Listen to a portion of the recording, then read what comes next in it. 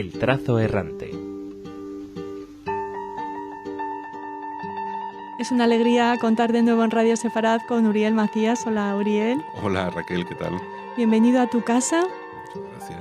Como siempre nos traes iniciativas, libros o exposiciones o congresos interesantísimos, y en este caso vamos a hablar de una exposición de impresos españoles sobre la Inquisición.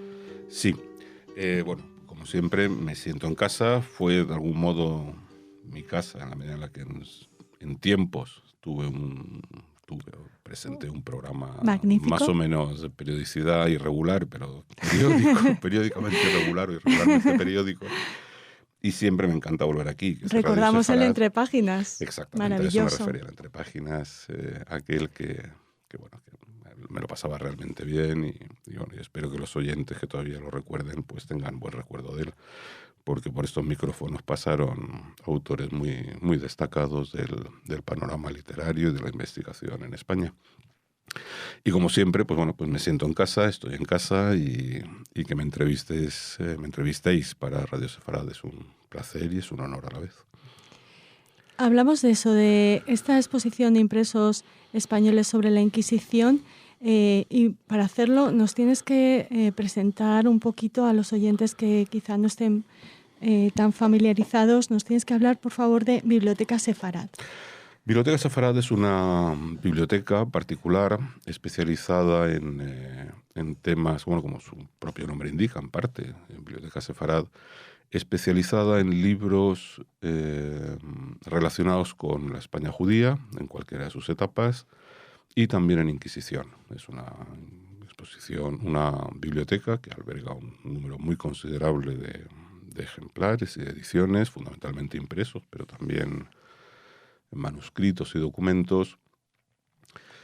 Y el tema central es la España judía medieval, los judíos conversos, los judíos de la España contemporánea y también la Inquisición y también el mundo judío en general, pero con especial énfasis en lo que tiene algún entronque con España, sea por la España judía peninsular, por la Sefarad medieval o con el exilio sefardí, tanto su historia, cultura, literatura, lengua, producción literaria, producción bibliográfica, etc. Todos los años se plantea una exposición para dar a conocer los fondos de esta biblioteca. En este caso, celebráis la 7ª. Sí, así es. Desde hace ya varios años, yo creo que son 6 o 7 años, en cualquier caso la séptima exposición, y sí, más o menos anual, se presenta una exposición sobre algunos de los aspectos que que cubre la biblioteca, con el objetivo, bueno, pues hoy por hoy todo lo que existe en Internet, bueno, y también lo que existe en otras realidades, si no se producen noticias en torno a una biblioteca o a un centro cultural o a en realidad cualquier entidad que uno pueda imaginar, pues cae en el olvido, la gente se olvida de ella, no la conoce, y la organización de una exposición bibliográfica, aparte de ser un fin en sí mismo, también sirve pues para, en la medida en que durante unos días, o con motivo de la presentación de la exposición, o con motivo de la presentación del catálogo, como en este caso, pues se hable de la biblioteca en términos generales. Uh-huh. Las anteriores exposiciones trataron sobre diversos temas, historia judía en Sefarad, un recorrido por la propia biblioteca, otros temas de Inquisición como los manuales y grandes tratados, cosas relacionadas con el mundo sefardí, con los libros antijudíos publicados en España, en fin, ha habido ya varias exposiciones de temas dentro de lo que cubre la exposición bastante diversos y siempre con la idea, con excepción de la primera que fue de presentación de la biblioteca, de abordar un tema concreto. Intentando, por un lado, por supuesto, que el tema sea de interés, por lo menos que al menos presumiblemente pueda ser de interés de un segmento del público, hablando siempre de cosas muy especializadas. Al fin y al cabo, las exposiciones bibliográficas son siempre algo minoritario, ¿no? Lamentablemente no suelen ser actos culturales de masas, ni que tengan decenas de miles de seguidores, ni cosas parecidas, pero algunas de las últimas han despertado un notable interés, tanto por el tema como por la calidad de la propia exposición. Hay que tener en cuenta que también se eligen temas en los que los fondos de la propia biblioteca puedan responder a unas expectativas de un público que más o menos conocedor del tema sea exigente en lo que busca. Es decir, organizar una exposición con 100 impresos relacionados con la Inquisición española, pues es muy fácil. Es decir, casi uno se va a una buena librería y si no encuentra 100, encuentra 60. Pero aquí estamos hablando de libros antiguos, ¿no? Es algo que el título a lo mejor no lo refleja.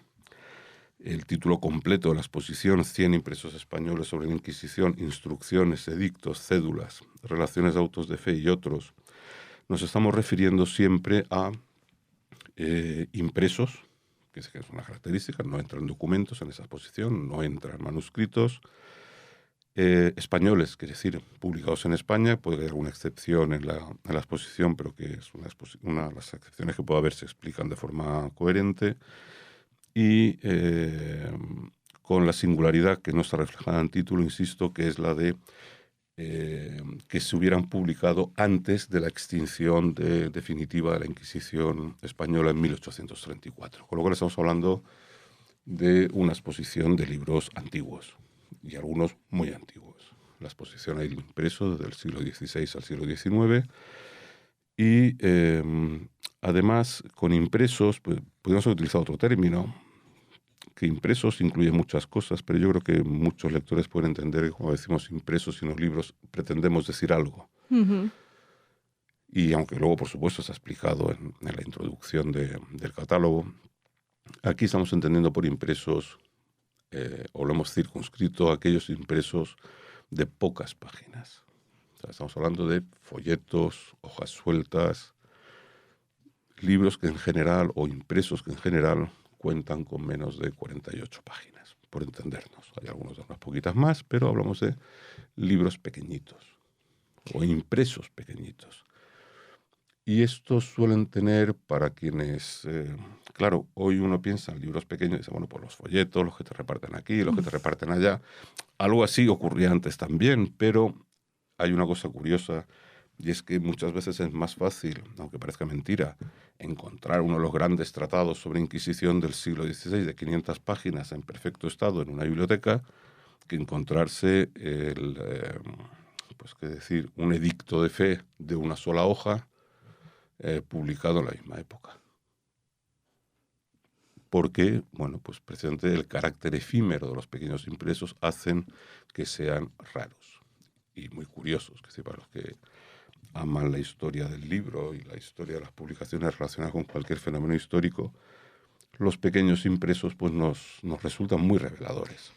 Uriel, y hablando de esta curiosidad y de esta rareza, ¿cuál es el que elegirías? ¿El folleto, el impreso?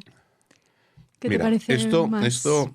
Es difícil. Una pregunta muy difícil. Es como al que tiene varios hijos, preguntarle a quién quieres más, o cuál es más guapo, cuál es más listo. Es decir, cuando uno organiza una exposición, yo creo que eso es común a todos los coordinadores o comisarios de exposición, pues al final acaba teniendo una cierta querencia por casi cualquiera de los elementos que componen una exposición. Bien, no lo sé, me resultaría muy difícil, porque hay realmente muchas cosas muy curiosas en esa exposición, ¿no? Desde algunos edictos inquisitoriales publicados en una sola hoja, tamaño cartel, tamaño póster, cuyo fin era ser pegados, puestos, clavados en las puertas de las iglesias, de los conventos, para convocar a los lugareños a algún sermón o la lectura, de hecho, del edicto, o recordando lo que dice un edicto inquisitorial sobre cualquier aspecto.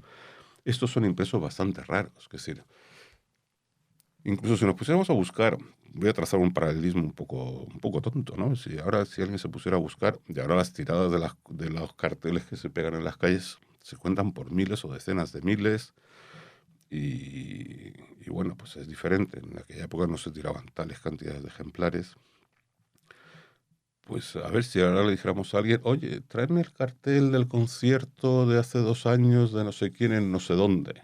Y hablamos, y lo podemos circunscribir a un gran conjunto musical en Madrid, que se debieron pegar cientos de carteles. Pues veremos cuántos se han conservado. Pues imagínate de un impreso de 1500 y pico, de 1600 y pico, incluso de 1700 y pico. Son difíciles de encontrar, igual que las relaciones de autos de fe, esos pequeños programitas que contaban quiénes habían salido y con qué condenas a un auto de fe, que en la época en que, además es muy curioso, tiene que ver con la propia historia de la Inquisición seguramente, eh,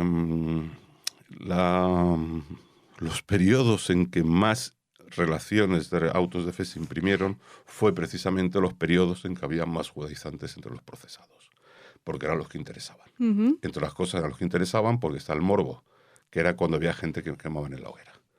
Es decir, las sentencias a muerte por, entre comillas, delitos o causas de fe de no judaizantes eran en términos relativos. Es decir, una me parecerían muchas, pero en términos relativos eran relativamente pocas, y en lo que concierne a los judaizantes, pues desde el siglo XVI hasta mediados del siglo XVIII, pues cuando había judaizantes uno ve en las relaciones de auto de fe quienes se llevaban las condenas más fuertes. Ujú. Es decir, frente a otras, vuelvo a entrecomillar, herejías, la herejía, en fin, desde la óptica inquisitorial, el judaizar era una herejía, pues esto se llevaban las penas más fuertes. Entonces, este tipo de impresos, pues también era como su carácter efímero, ¿no? Seguramente se imprimían muy poco después, muy pocas semanas o meses después de la celebración del auto de fe. Se vendían, por supuesto. Se vendían. Sí, hay que entender que se vendían y que además tenía que ser con la autorización de la Inquisición, que es decir, había impresores que tenían la autorización. También se conocen ediciones impresas sin autorización de la Inquisición, y esos son aún más raros. Y yo creo que de los que hay en esta exposición, por ejemplo, yo creo que todos fueron impresos, publicados con autorización inquisitorial. Ujú. Tenían el monopolio, claro, era un negocio Bueno, también. era un negocio, Claro. y también era el control del contenido. Es decir, en este tipo de cosas también ahí la Inquisición jugaba en cuándo le interesaba dar difusión a los autos de fe y cuándo le interesaba menos dar difusión a los autos de fe, en función de los encausados, del momento político, del momento económico de la Inquisición. En fin, entraron una infinidad de factores que, por supuesto, poquísimo tienen que ver con la supuesta defensa de la fe que preconizaba la Inquisición. Permíteme que haga otro símil, quizá aún más arriesgado que el de Adelante. los pósters de conciertos de música, pero la Inquisición llevaba un registro tan exhaustivo de sus acciones como podrían hacer los nazis en su momento. Hombre, a mí todas las... exactamente, has hecho un paralelismo complicado, pero que algunos historiadores y algunos sociólogos sostienen que precisamente el antecedente de la forma de considerar y de perseguir a los judíos en la Alemania nazi, posteriormente en la Europa sometida al nazismo, conquistada por Alemania, tiene mucho que ver o se le puede relacionar directamente con muchas cosas que tuvieron que ver o que las formas de actuación de la Inquisición española. Yo, sinceramente, no sé si me atrevería a decir tanto. Me refería Ya a lo sé, no, sí, llevar constancia, ¿no? Sí, eso por supuesto que sí. Digamos que casi todos los sistemas jurídicos, y la Inquisición, aunque a uno le pueda parecer demencial, era un sistema de tribunales. Es decir, los tribunales, el Tribunal de la Inquisición, creo que la palabra justicia no le daban en el propio nombre, que es todo un detalle. Pero se regía por códigos muy estrictos, o al menos supuestamente muy estrictos. Y entre las normas, es decir, además en la exposición hay bastantes impresos relativos a las normas de proceder de la Inquisición, pues sí se establece con todo rigor cómo se han de llevar a cabo los interrogatorios, cómo debe recoger el funcionario inquisitorial de turno la información que recaba de un testigo, de un inculpado, de cualquiera que estuviera vinculado a cualquier proceso inquisitorial. O sea, sí había unas normas estrictas.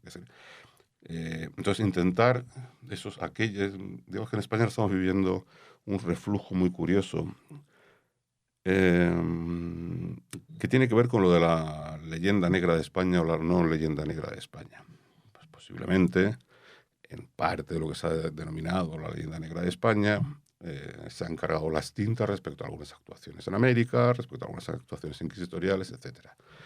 Pero ahora, quienes ponen en tela de juicio la leyenda negra, que me parece muy bien, es un debate historiográfico. Que en algunos aspectos es legítimo, totalmente. Exactamente, el debate historiográfico es perfectamente legítimo. Lo que pasa es que uno encuentra autores, y autores básicamente respetables, que en ocasiones, en ese intento de cómo decirlo. Blanquear la leyenda negra. Digamos que a lo mejor no lo blanquean, ¿no? Lo dejan en un gris tan clarito que uno dice, pues esto pues serán las hermanas de la caridad, ¿no? Pues, mire usted, las hermanas de la caridad, y no por ser respetuosas con su propia metodología, pues también los nazis, y recuperando el símil que tú hiciste, aunque preferiría no seguir por ahí, también eran absolutamente coherentes con su propia metodología. Entonces, la Inquisición en general sí era bastante coherente con su propia metodología, con sus propias normas, pero el problema es conceptual y de partida. Es cierto que no debemos analizar la historia en el siglo XXI como se entendía en el siglo XV, en el siglo XVI, en el XVII o posteriores, pero, en fin, la Inquisición fue un tribunal cruel que marcó la historia de España y que la marcó para mal. Y no solo por los procesados y los que tuvieron que huir de ella, sino que creó una España en que cualquier forma de, ¿cómo decirlo?, de alejarse, de disidencia, de pensamiento alternativo, de pensamiento independiente, estaba perseguido. Es cierto que no todos eran perseguidos de la misma manera, no todas las condenas por esos elementos eran los mismos, pero bueno, se acuñaron, que decir, sobre la Inquisición no se podía hablar. Que esto es lo curioso, claro, lo curioso, si uno no conoce lo que es la historia de la Inquisición española, uno dice, bueno, impresos sobre Inquisición hasta 1834, pues habrá de todo. Bueno, sí, habrá de todo, pues no. Hay de todo, y no mucho, entre 1812, con una abolición temporal, y 1834, que fue la abolición definitiva. Sí podemos encontrar algunos impresos críticos con la Inquisición española. Hablamos de impresos publicados en España. Pero, evidentemente, todo lo poquito que salía sobre la Inquisición era o a favor de la Inquisición o narrando en tono absolutamente neutro su modo de proceder. En este caso estamos hablando de pequeños impresos que muchas veces eran para de tiradas muy cortas. Aquí no solo tenemos el efecto del tiempo que ha convertido este tipo de impresos en muy raros o muy escasos, sino también que las tiradas fueron muy cortas en muchos casos porque cosas tan elementales hoy, con la óptica de las democracias occidentales, de decir, bueno, al menos el modo de proceder de un tribunal tendría que conocerlo todo el mundo. No, esas instrucciones solo las pueden recibir los inquisidores y una serie de funcionarios cercanos. O sea, alguien que quisiera escribir un libro o lo que fuere, o que quisiera conocer desde fuera las normas inquisitoriales, no las podía conocer. Ni siquiera un jurista... No, me las podía conocer o no conocer. Que decir, bueno, pues también está España, la España que conocemos todos, en que las leyes van por un lado y a veces hay realidades que van por otro. Pero, en principio, todas las normas y ordenanzas de la Inquisición de cómo proceder y de cómo llevar a cabo los interrogatorios y las diferentes normas que la regían eran exclusivamente para uso de inquisidores. Eres autor del catálogo de la exposición, una exposición que hay que decir que afortunadamente para los que no vivan en nuestro país y nos estén escuchando es virtual y se puede visitar en bibliotecasefarad.com. Pero sí habrá una presentación oficial del catálogo, Uriel. En la exposición, además, en este caso es la primera exposición de la Crónica Biblioteca Sefarad en que todos los ejemplares expuestos no solo está el catálogo completo, sino que el visitante de la exposición virtual tendrá acceso a todos los ejemplares digitalizados completos. En anteriores ediciones estaban parte de ellos, o una gran parte de ellos incluso, pero en esta ocasión, aunque se titula 100 impresos, si no recuerdo mal eran 108, los 108 impresos que forman parte de esa exposición virtual y con catálogo real. El catálogo existe también online, existe en internet, en la propia Biblioteca Sefarad no solo se puede visitar la exposición, sino el catálogo completo. El catálogo existe también físicamente, está impreso, pero la exposición solo existe de modo virtual y además con la posibilidad de que el lector podrá ver con sus propios ojos o leer todos y cada uno de los impresos que se exhiben. Que son bellísimos. Sí, la verdad es que sí. La verdad es que los pequeños impresos antiguos tienen algo, ¿no? de bello, desde el punto de vista tipográfico, del diseño. En fin, son muy atractivos para los que estamos acostumbrados a las cosas. No, así no, el contenido es otro tema. No, el contenido puede ser cualquier disparate, cualquier barbaridad, pero efectivamente, desde el punto de vista formal, son realmente muy, muy, muy curiosos. Uriel, ¿te gustaría añadir algo más antes de comentar la fecha de la presentación para invitar a nuestros oyentes a acudir? Bueno, yo insistiría en que es una exposición interesante. Les animaría también a ver algunas exposiciones anteriores. La anterior de autores de Sefarad se reunieron también en torno a 80 y tantos, en torno a 80 libros, cuyos autores eran judíos españoles medievales. A través de ediciones también hablamos de impresos, desde el siglo XVI hasta principios del siglo XX, en los más diversos idiomas, tanto en aquellos en que fueron producidas originalmente las obras de esos autores judíos, sea español, hebreo, árabe, etcétera, a traducciones y estudios modernos. O sea, ediciones con estudios modernos. Y yo creo que es una de las exposiciones muy interesantes. La de libros antijudíos también reunió una gran cantidad de impresos de libros de una grandísima rareza, que es difícil verlos todos juntos en una biblioteca o en una exposición. Entonces, no solo les invitaría a visitar esa exposición, sino también que echaran el ojo a las anteriores. Y esperar impacientes a la próxima. Bueno, la cita es el martes 5 de junio a las 7 de la tarde en la Real Academia de Jurisprudencia y Legislación de España, que está aquí en Madrid. Estarás muy bien acompañado, Uriel.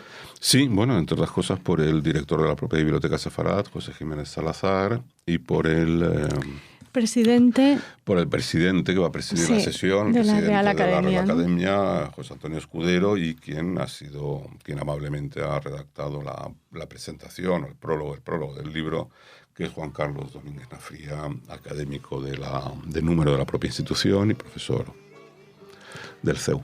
Pues te agradecemos muchísimo que nos hayas presentado este catálogo y esta exposición aquí en Radio Sefarad. Enhorabuena y hasta muy pronto. Muchas gracias a ti y espero estar de nuevo aquí y poder comunicar alguna próxima novedad a los oyentes. Muchísimas gracias por acogerme una vez más aquí.